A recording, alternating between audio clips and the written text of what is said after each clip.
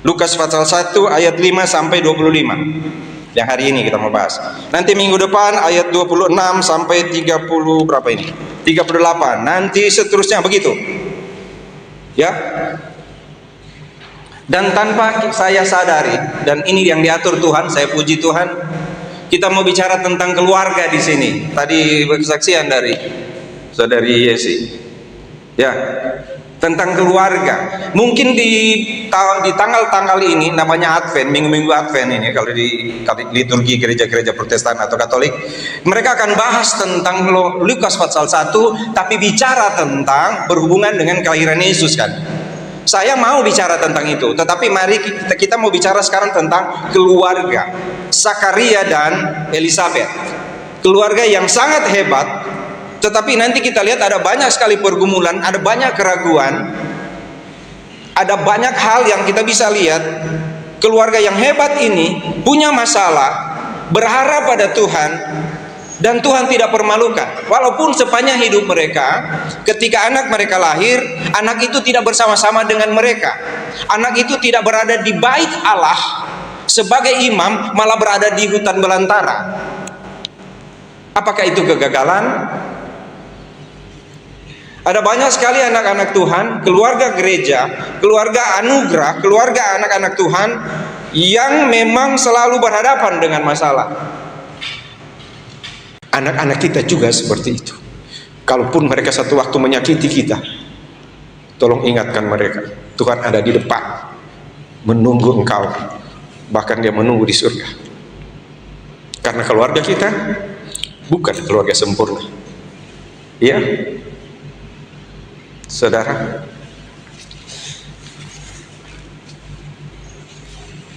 mari belajar dari Zakaria dan Elizabeth. Ceritanya sederhana kan di sini, yaitu Zakaria setiap dia ada di gerombolan, sekelompok, kata salah itu gerombolan, di kelompok para imam, dan mereka mendapat tugas setiap tahun berganti-ganti. Mungkin setahun sekali atau setahun atau lebih dari setahun dia mendapat tugas untuk masuk ke bait Allah, ke tempat ukupan ini, membakar ukupan. Zakaria dan Elizabeth, kalau saudara baca di sini, mereka itu adalah orang-orang yang benar di hadapan Allah. Dari keturunan rombongan Abia, istrinya juga berasal dari keturunan Harun, namanya Elizabeth. Hebat banget ya. Ini cocok banget ini. Sama-sama keturunan imam.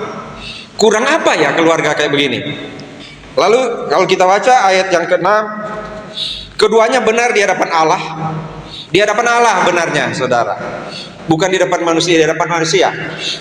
Di hadapan Allah mereka benar, lalu dan hidup menurut segala perintah dan ketetapan Tuhan dengan tidak bercacat.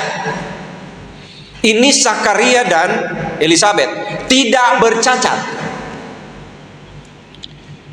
Benar di hadapan Allah dan tidak bercacat. Maka mereka adalah panutan sebenarnya.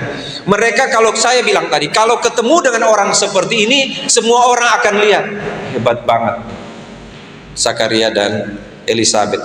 Di hadapan Tuhan mereka tidak bercacat. Mereka selalu melakukan yang Tuhan kehendaki. Keturunan imam dan hidup pantas di hadapan Tuhan. Hidup pantas di hadapan orang manusia. Dari muda ketika mereka menikah sebagai keturunan imam, pasti mereka selalu dengar kata-kata, ingat kamu keturunan imam, kamu harus hidup benar. Elizabeth, Zakaria, kamu akan menjalani kehidupan dalam keluarga, kalian harus hidup benar. Mereka mendengar selalu seperti itu. Dan memang mereka selalu mendapat tugas untuk melayani Tuhan. Sudah hidup benar di hadapan Tuhan, benar di hadapan manusia, tugas melayani dan mereka lakukan dengan baik. Pasti mereka saling mendorong. Kalau Zakaria mungkin lupa sesuatu, Elizabeth akan bilang sak atau Ria. Itu enggak, kalau Ria cewek ya. Sak gitu. Atau kalau bahasa preman Jack. Friend. Bos gitu ya. Awas, ingat tuh, kita ini mesti benar hidup. Kalau satu waktu Elizabeth mulai sedih, Zakaria akan bilang, jangan sedih, kita keturunan imam, kita harus hidup benar. Lalu yang berikut, mereka adalah orang yang, kalau saudara baca di ayat 8, Sakaria melakukan tugas keimaman. Lalu ayat yang ke-13, jangan takut Sakaria, sebab doamu telah dikabulkan. Doamu telah dikabulkan. Setia melayani Tuhan, taat hidup, dan selalu bergantung pada Tuhan. Selalu berdoa. Tadi malam di Keputrian saya bilang ada khutbah pemanasan. Nah ini masih balik ke pemanasan di WK ya. Pemanasan. Jadi mereka taat dan selalu berdoa pada Tuhan. Doa apa yang dia naikkan pada Tuhan? Tuhan tolong supaya kami tidak dipermalukan sebagai keluarga imam. Tuhan tolong supaya kami bisa hidup terus benar di hadapan Tuhan dan di hadapan manusia. Tolong kami Tuhan. Keluarga ini adalah keluarga yang sangat baik, mengasihi Tuhan, ada di mata Tuhan, sehingga bagi Tuhan keluarga ini cocok untuk menjadi orang yang akan dipakai Tuhan menjadi berkat bagi banyak orang, terutama anaknya akan menjadi pembuka jalan bagi Mesias. Ideal sekali keluarga ini, saudara.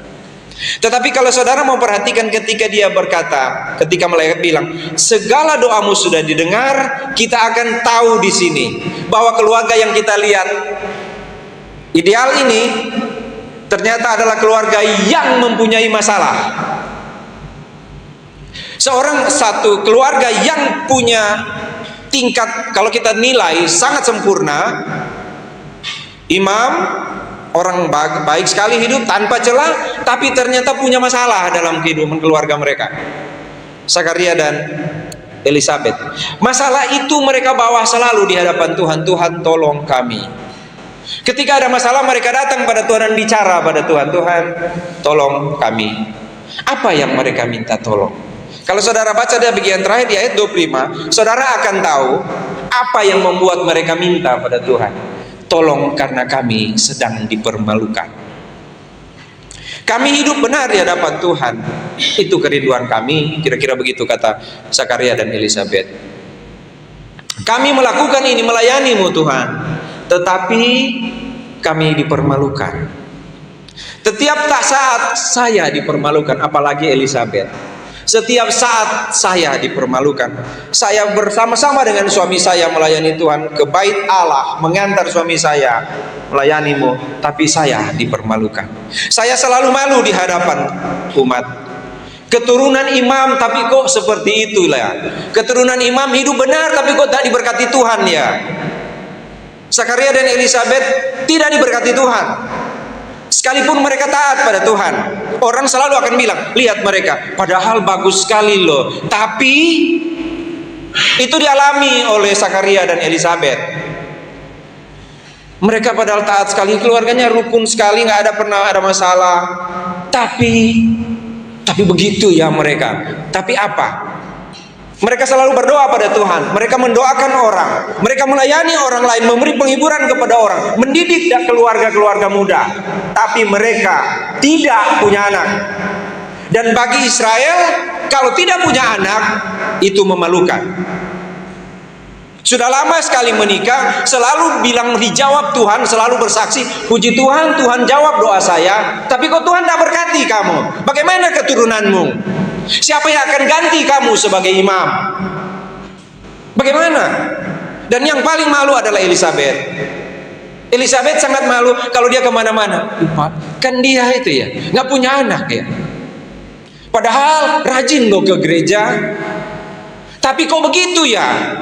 Tuhan nggak sayang ternyata. Kalau cuma masalah soal dia pernah mencuri, dia pernah berzina, kita kan cepat sekali hakimi orang kayak begitu. Tapi ada dosa yang bagi Israel memalukan, yaitu nggak punya anak, apalagi keturunan imam. Itu yang dibilang selalu mereka berdoa. Bagaimana? Sakaria, kita sudah tua. Seperti apa? Setiap kali Sakaria, dan kali ini Sakaria punya waktu masuk ke dalam tempat pembakaran ukupan, dan di situ sebenarnya dia akan menaikkan doa kembali untuk itu. Tapi kali ini dia mulai goyah. Kali ini Sakaria dan Elisabet mulai goyah. Tidak lagi meminta seperti pada awal mereka menikah.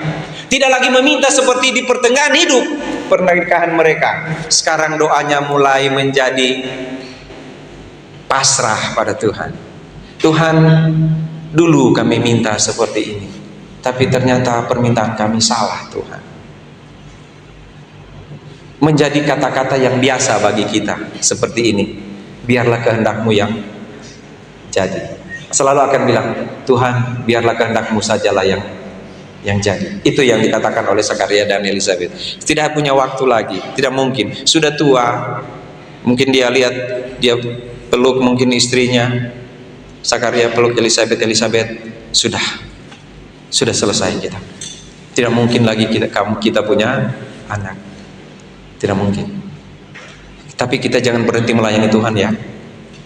Walaupun kita tidak punya anak, jangan berhenti melayani Tuhan ya, kita berdua ya. Elizabeth mungkin usap tangan Zakaria dan bilang, Zakaria, tetap semangat ya, nggak apa-apa, Tuhan yang ngatur hidup kita. Sudah tiba di situ, saudara. Sudah tiba di Tuhan, inilah saya. Apapun yang engkau mau lakukan, saya terima Tuhan. Sudah cukup.